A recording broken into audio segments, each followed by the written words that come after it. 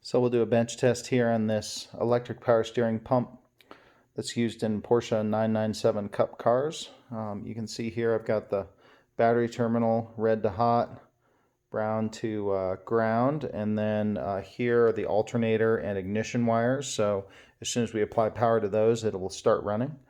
So we'll go ahead and do that. It takes a minute to spool up here.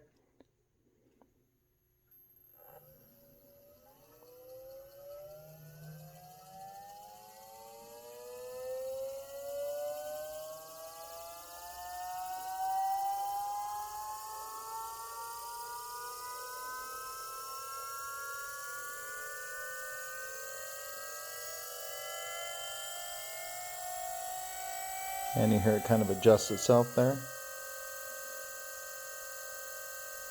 And I think that's kind of its idle speed. So there we go.